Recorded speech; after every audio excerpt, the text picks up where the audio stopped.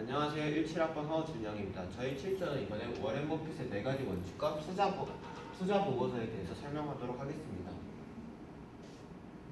우선 워렌 버핏의 4가지 측면입니다. 4가지 측면에는 프로스펙트, 비즈니스가 장기적으로 전망이 있는가, 언더스탠딩, 본인이 기업을 잘 이해할 수 있는가, 그리고 매니저, 경영진이 괜찮은가, 그리고 밸류에이션, 기업 가치가 충분히 매력적인가에 대해서 설명합니다. 저는 이번에 SK 머티리얼즈에 대해서 조사를 하였는데요. 이것을 워렌 버핏의 4가지 투자 원칙에 적용하면 다음 슬라이드부터 계속해서 자세히 설명하도록 하겠습니다. 프로스펙트, 중국 업체들의 투자입니다. 중국 업체들은 LCD, OLED를 투자를 함으로써 1분기 전체 매출의 49.9%가 아시아 지역 수출에서 발생하게 되었습니다.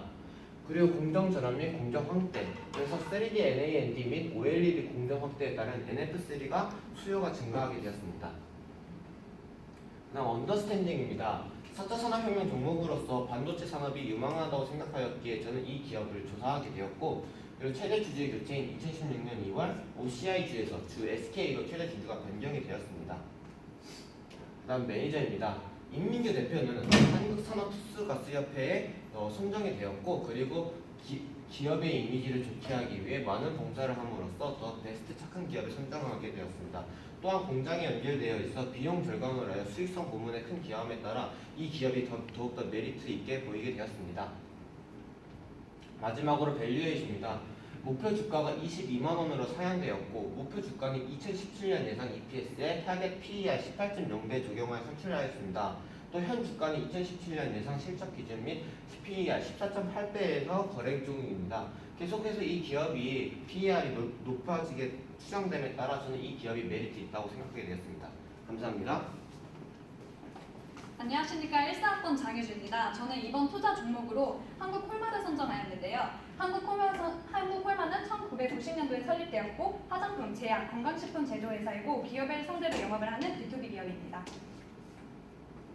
네, 한국콜마는 워렌 버핏의 4가지 투자 원칙에도 잘 부합을 하는데요. 다음 장부터 상세하게 설명하도록 하겠습니다. 먼저 전망입니다. 화장하는 10대, 남성, 노년층 등의 화장품 이용으로 화장품 사용자 연령층이 점차 확대되고 있습니다.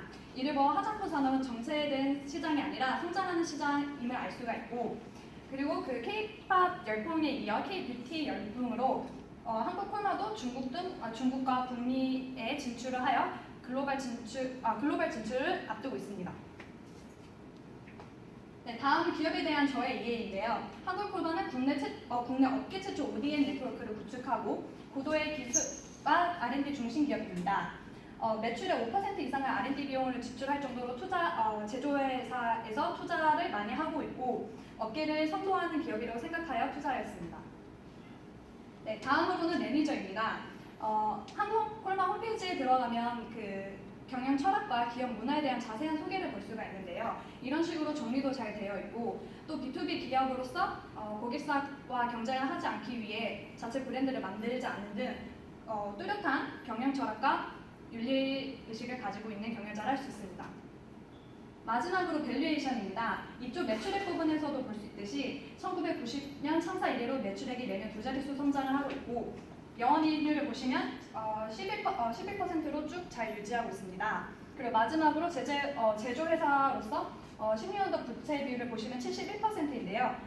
이 점으로 보아 건전한 재무 구조를 가지고 있다고 말할 수 있습니다. 여기까지 한국콜마의 워렌 버핏 4가지 투자 원칙에 따른 분석이었습니다. 감사합니다. 네, 안녕하세요. 14학번 윤창호라고 합니다.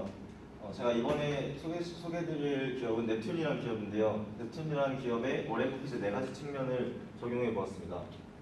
처음으로 넵튠의 전망인데요. 넵튠은 올해 카카오로트 받은 투자금 100억 원 중 50억 원을 블루홀이라는 게임 회사에 투자를 하고, 블루홀이 최근에 출시한 배틀그라운드라는 게임이 전 세계적으로 인기를 불러일으켜 몸값이 2배나 뛰었습니다. 다음으로 넵튠은 아직 활발하지 않은 모바일 게임 VR 콘텐츠를 개발하고 있어 전망이 더 좋다고 판단되어 투자를 하였습니다. 다음은 기업의 이해입니다. 2012년 설립된 넵튠은 일본 대만에서 모바일 게임 다운로드 1위를 기록하며 작년 2016년에 코스닥에 상장되었고, 일본 시장을 주요 시장으로 라인, 카카오를 통한 모바일 게임을 운영하고 있습니다. 또한 매출 구성이 60% 이상이 소셜 카지노 게임이며 2016년 소셜 카지노 게임 개발사 펠릭스 랩을 설립하였습니다. 매니저 부분인데요. 넵튠의 정욱 대표는 2009년부터 2011년 동안 한 게임의 대표로 임하였었고 넵튠을 설립한 후 어려웠던 해외 시장 출시를 3년 안에 성과를 달성하여 아주 큰 성과를 달성하였습니다. 또한 넵튠의 정욱 대표는 최근 VR 콘텐츠를 개발하기도 하고 있습니다. 다음으로 밸류에이션입니다. 넵튠의 PBR은 7.86배이며 PER은 마이너스 87.38배로 PER이 마이너스 87.38배로 향후 주식 가격이 상승할 가능성이 크고 50억 원 가량 투자한 블루홀에서 배틀그라운드 출시 후 주가가 2배 상승하여 투자에 적합하다고 생각하여 저는 넵튠의 기업에 투자를 하게 되었습니다. 이상으로 넵튠 소개를 마치겠습니다. 감사합니다. 안녕하십니까. 17학번 고혁균입니다. 제가 투자한 회사는 W게임즈라는 회사인데요. W게임즈라는 회사의 워런 버핏 투자 4가지 원칙을 이렇게 정리를 했는데 다음 장부터 좀 자세히 보겠습니다.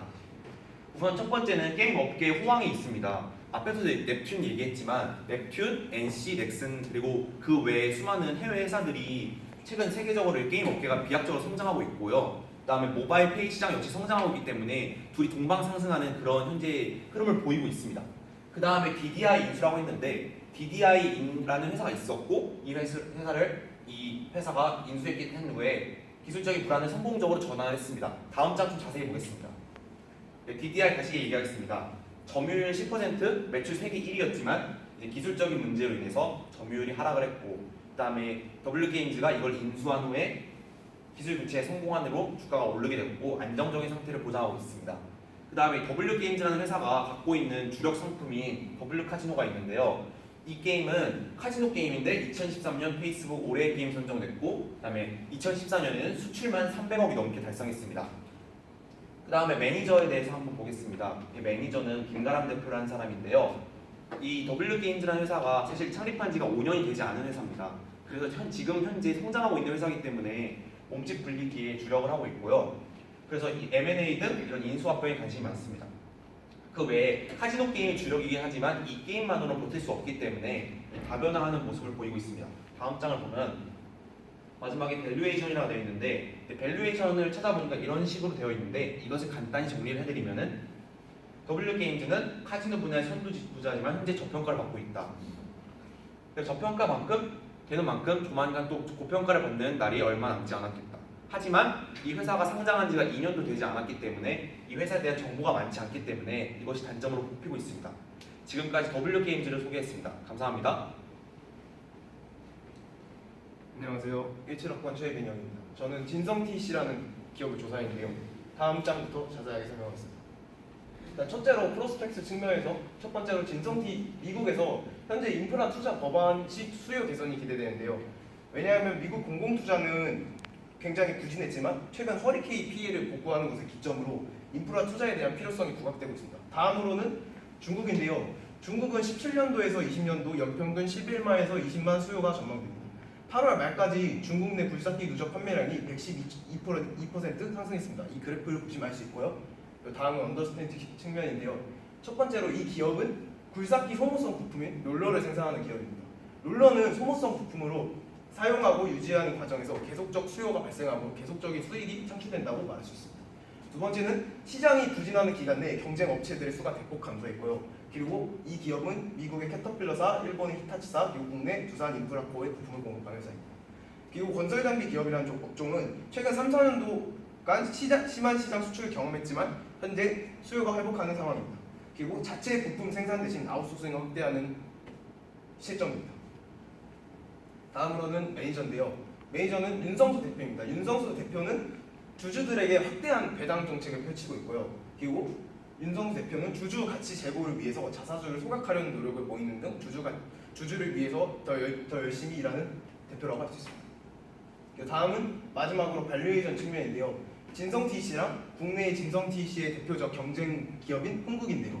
여기서 보시면은 진성TC는 PER이 2.35, 그리고 PER이 15.9배인데 반해 흥국은 PBR이 0.93, PER이 12.79배에서 실제로 보시면은 진성TC가 더 고평가를 받는 상황이지만 앞에 미국과 중국의 상황에서 진성TC가 더 발전할 가능성이 높기 때문에 저는 진성TC에 투자하고 싶습니다. 감사합니다.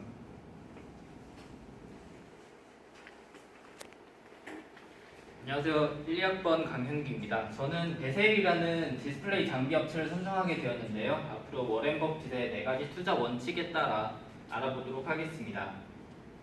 첫 번째는 전망입니다. 중국 OLED 투자가 본격적으로 확대될 것이라는 소식입니다. 이 와중에 베셀은 중국 디스플레이 인라인 시스템 점유율 1위인 업체입니다. 두 번째로는 신성장 동력으로 경비행기 산업에 진출하고 있는데요. 이는 국내보다 해외에 관심이 높을 것으로 예상이 됩니다. 두 번째로 제가 이 산업에 대해서 얼마나 이해하고 있는지에 대한 이슈인데요. 간단히 설명해 보도록 하겠습니다. 인라인 시스템이란 각자의 공정 설비들이 하나의 자동 생산 라인으로 기능할 수 있도록 연결해주는 생산 관리 시스템입니다. 이래서 기술 및 개발 노하우가 핵심인데요. 이는 진입 장벽이 아주 높다고 설명할 수 있습니다. 그리고 한번 수주한 기업의 충성도가 아주 높으므로 주목할 만한 점입니다. 세 번째로는 경영진입니다. 베셀의 서기만 대표는 자사주 매입 그리고 배당을 통한 주주 친화 정책을 펼치고 있고요. 그리고 사장님 입이 이철수요란 KBS 프로그램에 출연할 정도로 아주 아낌없이 주는 회사로 유명한데요. 기업 성과를 근로자와 공유해 기업과 근로자와 함께 성장하는 경영 철학을 실천하는 경영입니다. 그리고 우량한 재무 구조를 가지고 있습니다. 차입금 비율이 27.3%로 상장 산업들 중 탑 클래스를 유지하고 있고요. 그리고 CB, BW가 존재하지 않습니다. 그리고 매출액, 영업이익 증가율이 대폭 상승하여 100%, 566.9%로 대폭 상승할 전망입니다. 그리고 동종업계 대비 퍼밸류 7.6으로 낮은 편에 속하고 가격 메리트 있습니다. 그리고 마지막으로 저희 조에서 투자할 때 먼저 꼭 알아봐야 할 것으로 토론해 봤는데요. 첫 번째로는 전망 부분인데 투자의 핵심은 기업의 경쟁 우위성을 판단하는 것입니다. 폭정적 위치를 지닌 기업을 찾고 그래서 지속적인 성장을 하는지 체크를 하는 것입니다. 두 번째로는 우리가 아는 범위에서 투자를 하자는 것입니다. 아주 변수가 많은데 본인이 그 상황에서 판단을 하려면 기업과 업계 동태에 대해서 잘 알아야 한다는 것입니다. 그리고 경영진이 정직하고 합리적인가입니다. 전망이 아무리 좋더라도 경영진이 불합리하고 정직하지 않다면 무분별한 유상증자 그리고 횡령, 배임과 같은 문제가 생길 수 있습니다. 그리고 가치 부분인데요. 이익률이 좋고 성장성이 좋은가입니다. 지속적으로 이익을 내고 있는 회사인지 먼저 판단을 하고 그 중에서 자기 자본 수익률과 매출액 증가율을 한번 보자는 것입니다. 이상 발표 마치겠습니다. 감사합니다.